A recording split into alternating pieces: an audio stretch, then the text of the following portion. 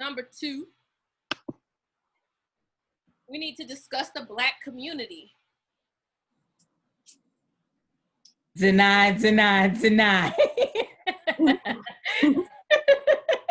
At all costs, deny. Does the Black community in general address their mental health? And if not, why don't they? It's a real big hell no, we don't. No, they really don't.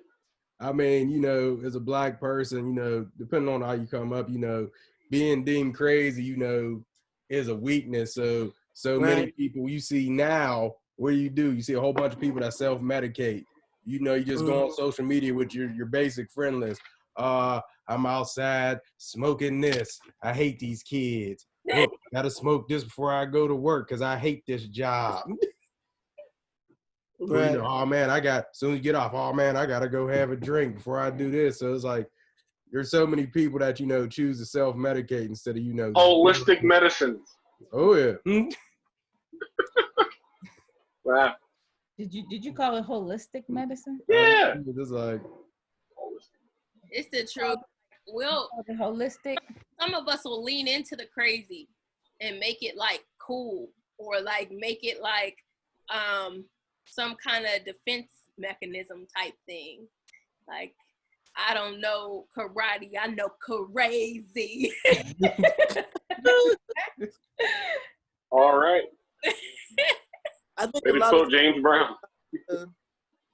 Like when you talk like Black people, like the systemic issue with mental health, it's like if you talk, you can't commiserate with people sometimes because they gonna just look at you like, so what? You hear what I mean? And like, so if you say I'm depressed, they'll be like, me too, nigga. You hear what I mean? Like, you ain't special. What you? Oh, you don't like? Oh, motherfucker. Oh, you got bills? So do I. You got kids? Right.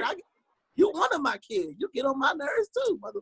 You know what I mean? Just like, damn, like. Those like, man, I can't have nothing to myself. There's no support. Yeah, it's kind of like get over it. Like I feel like in the Black community, it's like they feel like that's a white privilege to have mental health issues. Like, you need to. What, you want to go see a psychiatrist? Are you a little white boy? Life getting you down? Oh, like, damn. you better toughen up. He said, you better toughen up, drink some of this Henny and shut up. Right. Like, take some cussing. Just take some cussing. You'll be all right. What? I don't remember the name of that new movie that just came out. There's a new movie that just came out recently. And it's one of those, I want to say it's almost like a Lifetime movie, but it wasn't. But it was about this Black couple that had a blended family, and their oldest son was dealing with depression. He was a high school wrestler and he hurt his shoulder. And he was taking painkillers for his shoulder, and the doctor had told him that he can't wrestle no more. He's not going to be able to make it a career because he really tore up his shoulder. So he was going through depression, and he was self-medicating by drinking and taking his oxys. And the dad came in his room and he was like, "Oh, what's wrong with you? Why are you walking around here like that?" And he was like, "You know, I'm going through stuff." He was like, "You going through stuff?" Just like you said, look, you think you going through stuff. He was like, "I got to make sure that you eat. You got a roof over your head. It ain't that bad what you're going through." So then, like, you know, to top all that off, he found out that his high school girlfriend is pregnant and she don't want to have an abortion. She wants to have it. And he's like, "I got plans to go to college, do all this." He snapped. That stick broke in his head, and he ended up killing her. And when he killed her, when he was sitting in jail, and his dad had come to him and he was like, "I tried to tell you before I reached this point that I was going through it." And, you know, his dad was like, "Well, you know, whenever they had to talk before he killed his girlfriend, he was like, if you don't like it, you can get out of my house. You don't like the rules. You ain't gonna walk around my house acting like this when you got everything that you need." And it's like, it's hereditary too, because it's like my son told me he was mad. He was 3 years old. He's 3 years old, and he's able to articulate at least that to me, like, I'm mad. And instead of being like, well, why are you mad? Like, can we talk about it? The first thing I did was like, the fuck you got to be mad about? Nigga, like, you mad? See, that's the problem. See them. Mad. You know, mad for? you got more toys to the left. Man, you don't sit your little mad ass down. So it's just like, so now, you know, maybe I might have traumatized him. Now he might not open up to me again. Now, yeah, he ain't gonna talk to you. See? You know, but it's just like, it's like one of them things you do unconsciously, like, or subconsciously, like, you don't even realize that you are handing down that tradition of, you know what I mean? Like, not, you know, black, not understanding, just like, because that's exactly what my dad would have said to me. He probably would have gave me a whack too. Like, well, you get the mad for. See, that's when you got that, you know, something to cry about type of mentality. Right.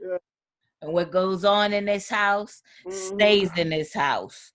And you it's heard what like, I said? what I'm trying to think is like, even though you're aware, it's a part of your cultural structure. You know what I mean? Like, you could be aware of the fact that that's wrong, and it's just because it's such a cultural thing that's been passed down since slavery. It's just like you can't escape it sometimes. You know what I mean? You really got to be on your game to watch for those type of, you know what I mean, things that, you know, are toxic.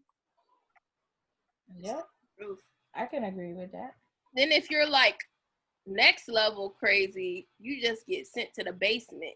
And you gotta go use the bathroom. Everybody got that uncle that, you know, been living at grandma's house. He's 55 years old.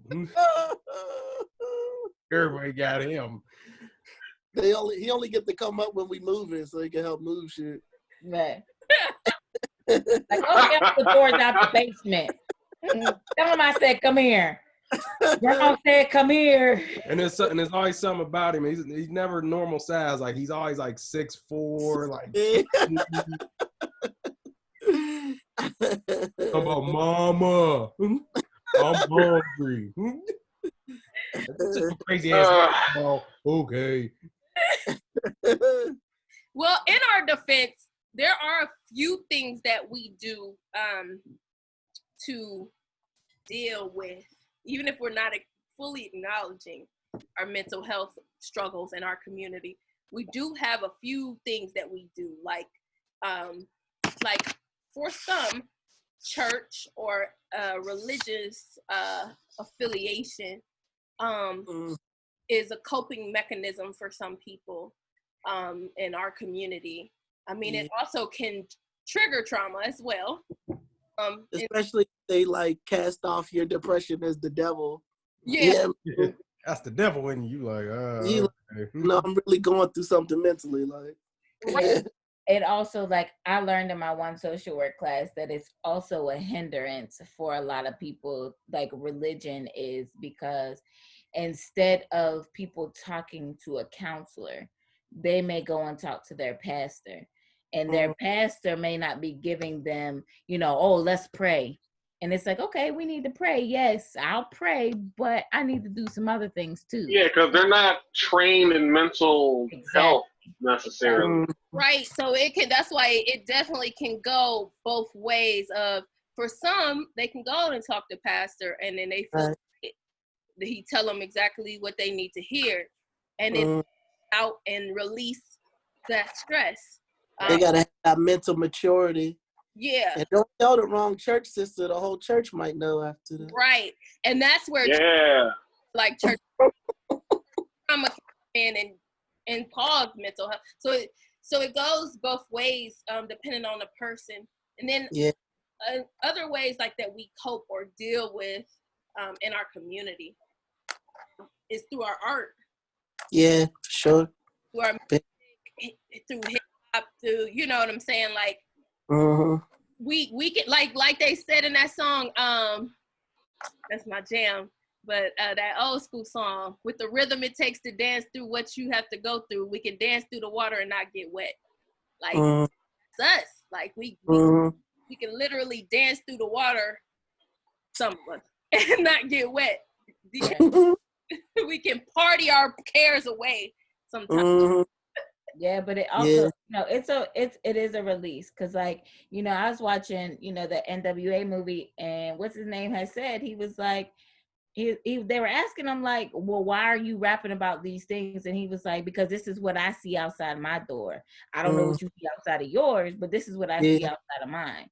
And it's like, wow, like, and when people start putting things in perspective in that way, it's like, okay, that's an expression. But see, my issue when it comes to that is that those people who are great artists, a lot of times they're great artists because of their trauma, because of their damage, and then no one addresses that part of them. Right.